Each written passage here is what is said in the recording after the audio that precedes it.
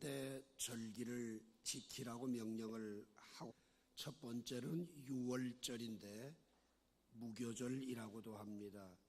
애굽에서 430년 동안 노예살이하다가 해방된 그 기쁨을 기념하기 위해서 누룩 없는 떡을 먹으면서 지키는 절기가 유월절입니다.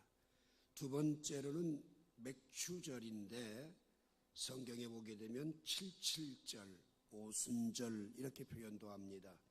가나안 땅에 들어와서 농사를 짓고 첫 결실을 하게 된 그 은혜를 감사하면서 지키는 절기입니다. 그 다음 수장절, 초막절이라고도 하는데요. 40년 동안 광야 생활을 인도해 주시고 한 해 동안 하나님께서 은혜 베풀어 주셔서 농사지어 결실한 추수를 드리면서 하나님 앞에 지키는 추수감사절과 같은 절기입니다. 이 세 가지 절기는 사람이 정한 것이 아니고 하나님이 정하셨고 하나님이 그 절기를 지키게 될 때에 주시는 복들을 약속하고 있습니다. 신앙생활을 다른 말로 이야기한다면 오늘 제목과 같이 드림의 은혜다. 여러분, 하나님께 드린다라고 하는 것 자체가 믿음이요, 그것이 바로 신앙생활입니다. 고린도후서 8장 5절에 보게 되면 하나님께서 나를 생명을 주시고 구원해 주신 은혜가 감사하면 그 사람은 먼저 내 자신을 주님께 드려요. 내 자신을 드리다 보니까 시간과 물질과 또한 모든 삶은 자동적으로 따라오게 되지요. 구원받은 은혜가 감사해서 나 같은 죄인을 살리신 주님의 은혜가 넘쳐서 그 주님 앞에 내 자신을 드리기로 결단하는 사람들은 자동적으로 드림의 은혜 가운데 살 수밖에 없다고 하는 겁니다. 세상 삶에도 역시 드림이라고 하는 게 얼마나 중요한지 몰라요. 마태복음 7장 12절에 보면 너희가 남에게 대접을 받고자 하는 대로 먼저 남을 대접하라, 이렇게 예수님 말씀하셨는데, 여러분, 친구를 사귀는 방법은 뭐예요? 내가 많이 주면 잘 사귀어요. 내가 먼저 대접하면 친구는 있을 수밖에 없어요. 그런데 뭐 물질적으로 먹을 것 하나 준다고 친구가 되느냐? 그보다 더 중요한 게 뭐예요? 마음을 주는 거지요. 나를 내세우고 상대를 무시하고 상대방 기분을 건드려가면서 진심으로 그 친구가 될 수 있다고 생각합니까? 절대로 될 수 없어요. 인간관계의 가장 중요한 팁 가운데 하나는 뭐예요? 감사함으로 상대에게 대할 때, 상대와 만난 걸 감사하면서 신뢰관계를 형성할 때에 좋은 관계가 될 수 있지요. 그런데 여러분, 아무리 오래된 관계라고 해도 상대에게 감사할 줄 모르면 그 관계는 별로 달가운 좋은 관계가 될 수 없다는 거예요. 부부가 오래 살다 보면 감사를 잃어버려요. 감사를 해본 지가 참 오래됐다 생각되는 부부들은요, 오늘 가셔서 먼저 참 당신이 있어서 감사하다, 참 얼마나 좋은지 모르겠다, 너무 고맙다, 너무 감사하다, 이런 표현을 한번 해보세요. 형제들에게도 그렇고 직장 동료들에게도 같은 방법이에요. 여러분, 있음으로 말미암아 감사하고 함께 한다는 것이 감사해서 상대방의 마음에서 우러나는 감사를 표현하게 되면 그 관계는 돈독해질 수밖에 없어요. 신앙생활도 역시 마찬가지예요. 오늘 여러분과 제가 맥주감사절이라서 이런 생각을 하는 것이 아니라 정말 하나님과의 관계성에서도요, 먼저 감사할 줄 아는 사람이 믿음이 바르게 되고 그 믿음이 하나님을 기쁘시게 돼요. 시편 50편 23절에 뭐라고 그래요? 감사로 제사를 드리는 자가 나를 영화롭게 하나니 그 행위를 옳게 하는 자에게 내가 하나님의 구원을 보이시리라 그러잖아요. 여러분, 감사로 제사하는 사람이 하나님을 영화롭게 할 뿐만 아니라 그 행위도 옳게 할 수 있고요, 그런 사람에게 하나님의 구원을 보여주시겠다고 합니다. 오늘 맥주감사절 맞이하면서 여러분과 제가 오늘 이 본문에 보게 되면 솔로몬 왕은 어떻게 감사를 드림의 은혜로 표현하고 있는가를 생각해 보면서 주시는 은혜를 나누길 원해요. 12절과 13절 말씀 봅시다. 솔로몬이 낭실 앞에 쌓은 여호와의 제단 위에 여호와께 번제를 드리되 모세의 명령을 따라 매일의 일과대로 안식일과 초하루와 정한 절기 곧 1년의 세 절기 무교절과 칠칠절과 초막절을 드렸더라. 자, 여러분, 솔로몬이 다윗에 이어서 왕위에 올랐어요. 하나님 앞에 이 백성들의 선악을 분별할 수 있는 지혜를 달라고 기도한 결과 그는 명재판을 할 수 있는 지혜로운 사람이 되었을 뿐만 아니라 아버지가 못다한 과업, 성전을 건축하는 일까지도 감당해야만 했습니다. 그 일은 하나님께서 도와주셔야지 되고 주변국들이 지원을 해줘야지 되고 백성들이 마음이 하나가 돼야 되는데 이 세 가지가 왕 혼자서 할 수 있는 부분들이 아니라는 거지요. 바로 하나님께서 은혜를 주시니까 7년 동안 이 성전 건축을 잘 이루고 자기 왕궁을 짓는 데는 13년을 걸쳐서 아주 백향목으로 지은 호화로운 왕궁을 지었습니다. 그뿐만 아니라 그러한 일들을 하는 동안에는 주변국들이 정벌을 하고 정세를 안정시켰어요. 그런데 그러한 바쁜 일들 그리고 위대한 사역을 하면서도 솔로몬이 간과하지 않고 했던 중요한 드림의 은혜가 뭐냐? 오늘 보면 13절에 보니까 모세의 명령을 따라 매일 일과대로, 여러분 모세의 명령이 뭐예요? 요즘 우리가 새벽기도 때 여러분과 함께 민수기에 있는 말씀을 나누고 있는데 민수기 28장이나 레위기를 보게 되면 하나님께서 이스라엘 민족들에게 천막을 치고 이동하는 광야 생활 속에서도 매일 해가 뜰 때와 해가 질 때 두 번의 상번제를 드리도록 명령을 했어요.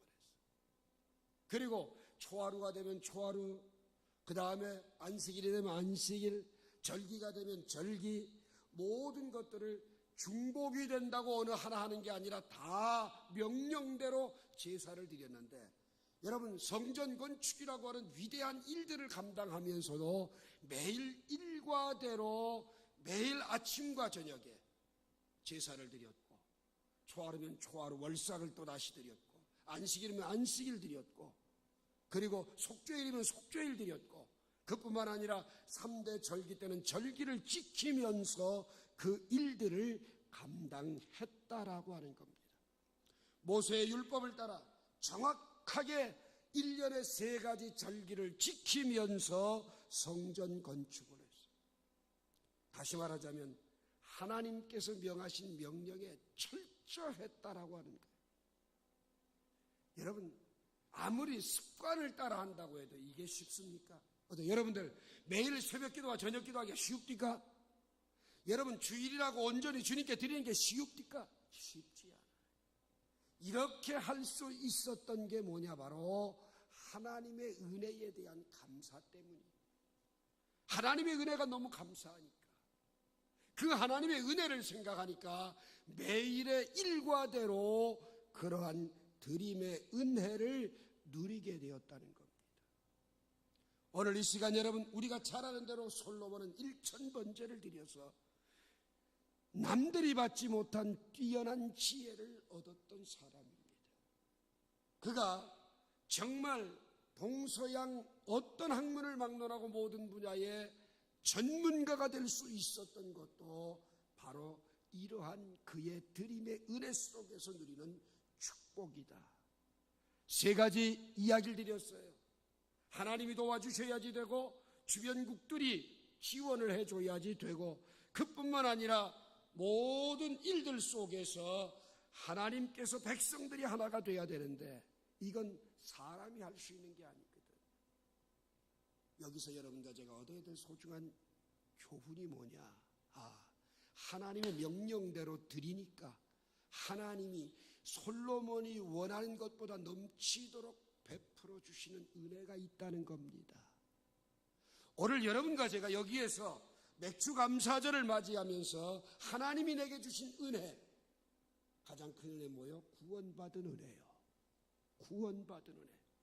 오늘도 주님 앞에 나와 예배할 수 있다라고 하는 이 은혜에 감사하면서 오늘 절기를 통하여 드림의 은혜를 누렸던 솔로몬처럼 하나님 앞에 잊어버린 것들을 기억해내면서 감사를 드릴 때에 하나님은 솔로몬이 원하는 모든 것들을 다 베풀어 주시는 은혜를 주셨다라고 하는 겁니다.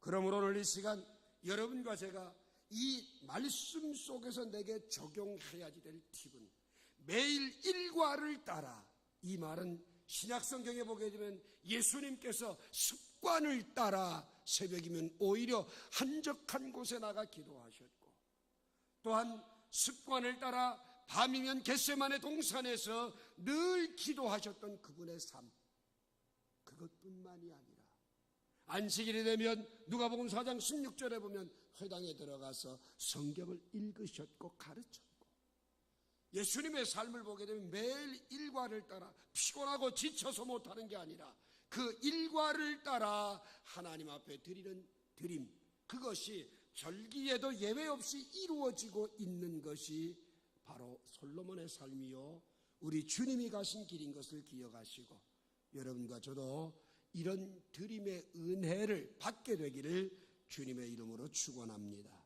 두 번째로 14절 봅시다.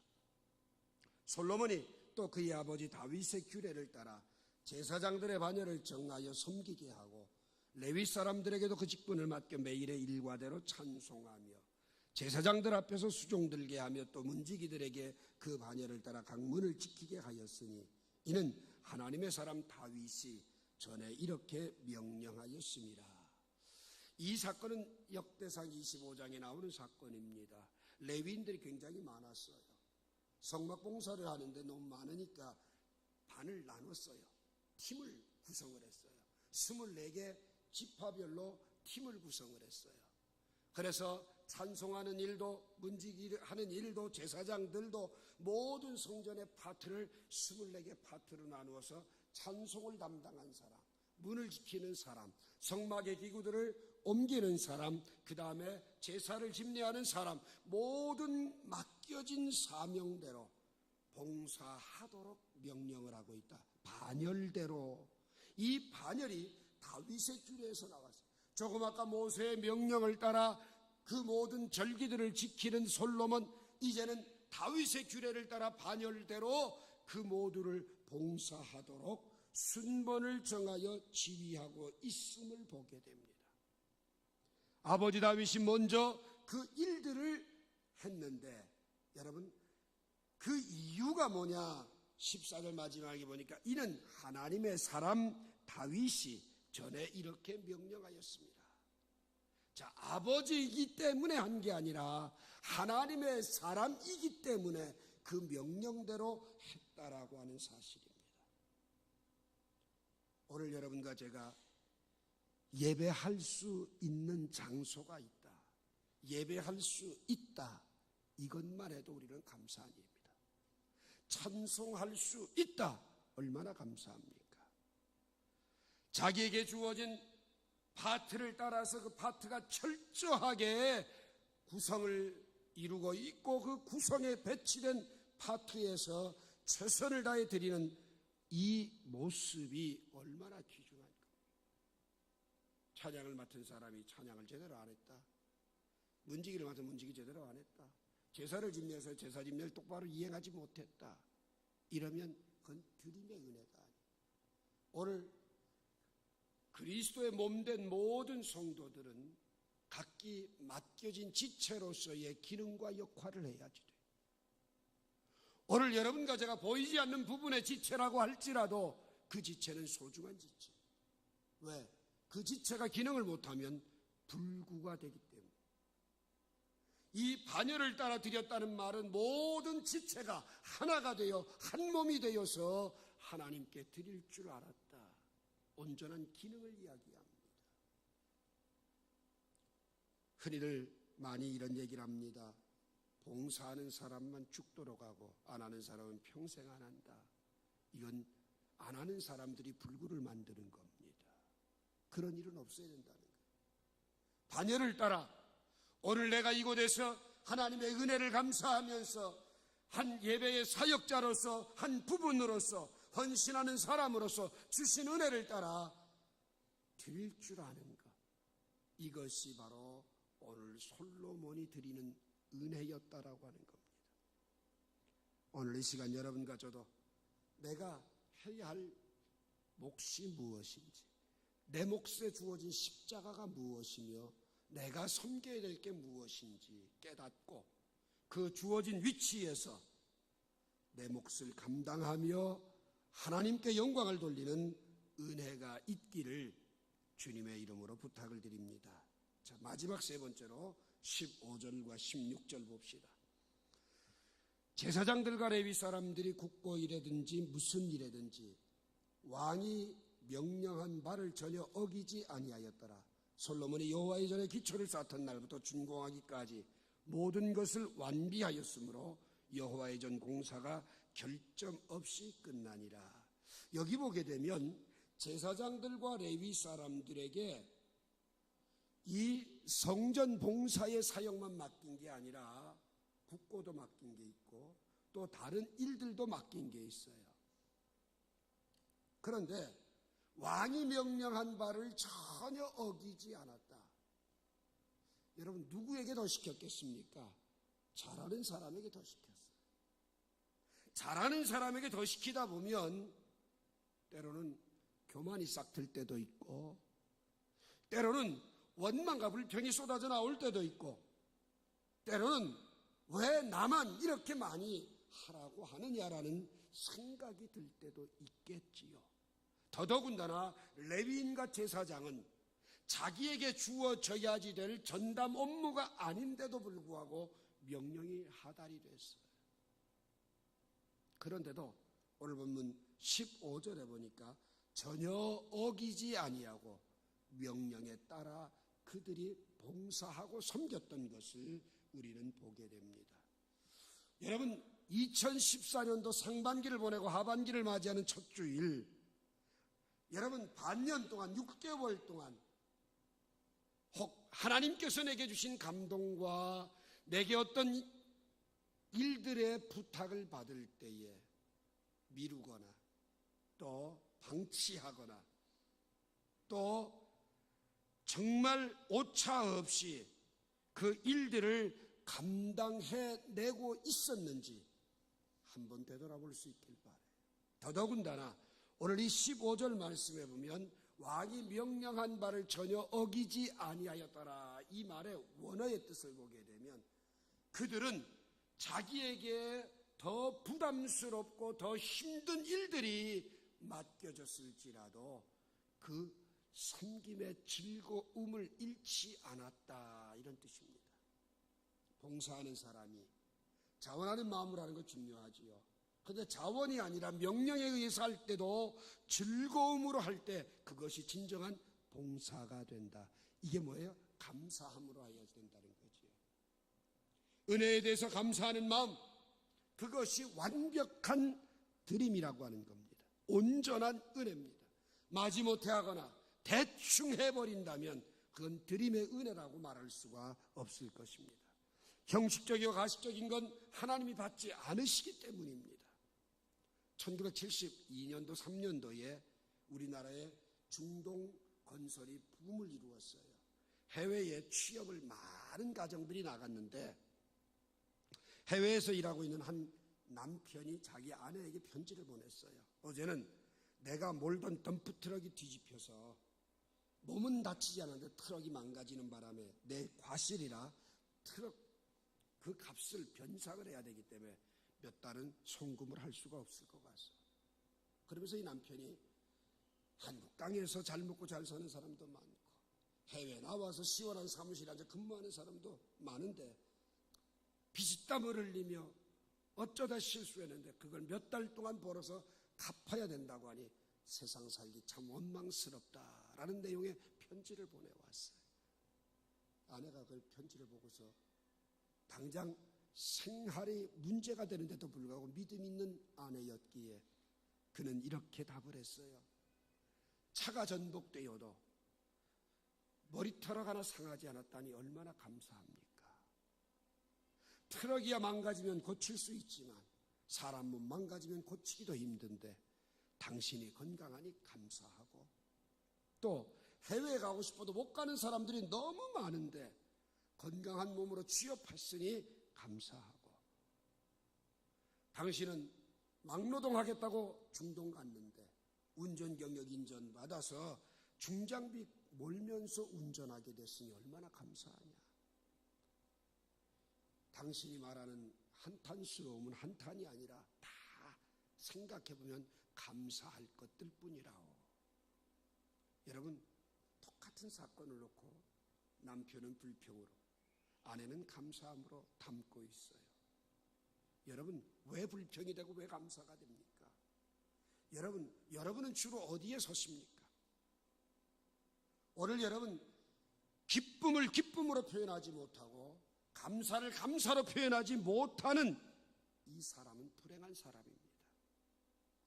오늘 이 시간 하나님은 당신이 선택한 이스라엘 백성이 감사할 줄 모르는 불행한 삶을 살지 않도록 하기 위해서 3대 절기를 통하여 감사를 배우도록 명령하고 있다는 겁니다. 여러분과 제가 이 맥수감사절을 통해서 잊어버렸던 것들, 불평했던 것들을 감사로 바꾸는 훈련을 하기 위해 하나님은 이 절기를 여러분과 제게 주셨다라고 하는 거예요. 감사는요, 삶의 근원을 알 때에 나오는 겁니다. 여러분, 잊어버렸던 그 감사가 다시금 솟구치기 위해서, 불평하고 원망했던 것들이 감사로 바뀌어지기 위해서 오늘 여러분과 저는 다시금 생각들을 바꿔야 됩니다. 첫 열매를 드릴 수 있느냐 없느냐 중요하지요. 그보다 더 중요한 건 마음 깊은 곳에서 내가 불평하고 힘들어하고 어려워하고 있는 것들을 감사로 드릴 수 있는 사람이 되는 겁니다. 오늘 사회를 한번 돌아보십시오. 나라도 민족도 부모도 형제도 다 필요 없다고 하는 이기주의의 장터로 전략이 되고 있습니다. 이기주의가 싹 트면 원망과 불평밖에는 없어요. 여러분, 교회를 보십시오. 자기 자신은 아무 흠도 없는 천사로 착각하고 다른 사람들은 다 허물투성이로 규정을 하는 죄인으로 몰아가는 팽배된 모습들, 도대체 누가 구원받은 백성인지 알기가 어려운 때입니다. 그런데 참 교회가 사탄의 운동장이 되어져서 원망과 불평을 쏟아내는 사람들이 점점 많아지고 있어요. 여러분, 그것이 왜 왔는지 아십니까? 삶이 넉넉해져서 왔어요.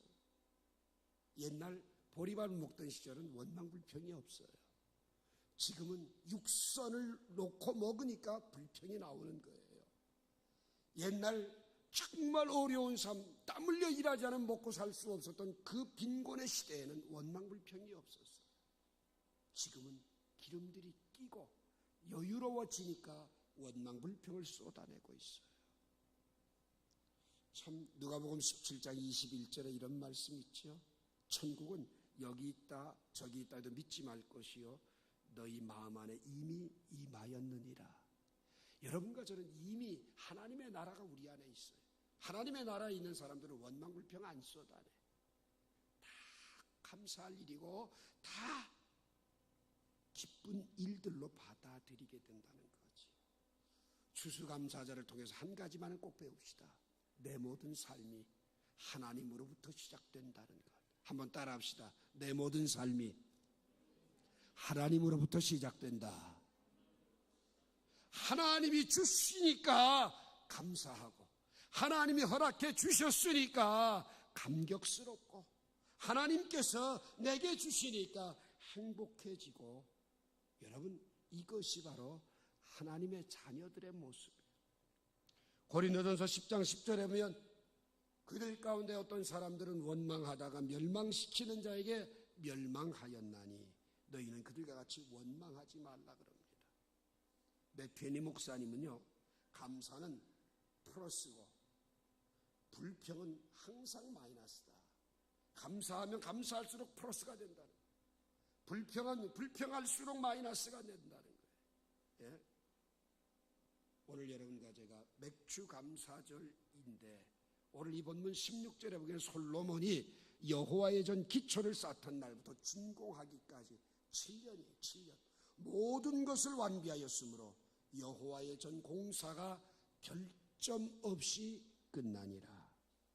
자, 여러분, 이 말씀이 얼마나 은혜가 되는지 몰라요. 항상 공사는 하자가 있기 마련인데, 여러분, 아무리 많은 준비를 했어도 하다 보면 모자라기 마련인데 아무런 하자가 없어요. 솔로몬의 성전 완벽하게 구축을, 지금도 솔로몬의 성전의 한쪽 벽이 전쟁의 폐허가 됐어도 남아있는 게 뭐냐? 바로 통곡의 벽입니다. 여러분, 오늘 여러분과 제가 이런 하나님의 은혜를 망각하고 살아가진 않는지, 신명기 8장 11절 말씀에 보게 되면 하나님을 잊어버리지 않고 섬기라고 합니다. 풍부하게 될 때에 내 마음이 교만해져서 하나님을 잊어버리지 않도록 하라는 겁니다. 그래요. 풍부하니까 우리에게는 원망과 불평이 쏟아져 나왔어요. 그래서 신명기 8장 17절 말씀처럼 재물 얻을 능력도 하나님이 주신 것을 기억할 때 여러분과 저는 감사하며 살아갈 수가 있어요. 오늘 여러분, 지나간 6개월을 한번 되돌아봅시다. 개인적으로, 가정적으로, 자녀들에게, 그리고 직장에서 어떤 일이 있었나? 현상을 보게 되면 낙심할 것들이 너무 많아.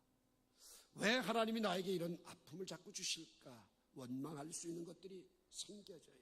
그러나 로마서 8장 28절 말씀처럼 모든 것이 합력하여 선을 이루시는 하나님, 지금은 이해가 안 되지만 반드시 좋게 하실 거야.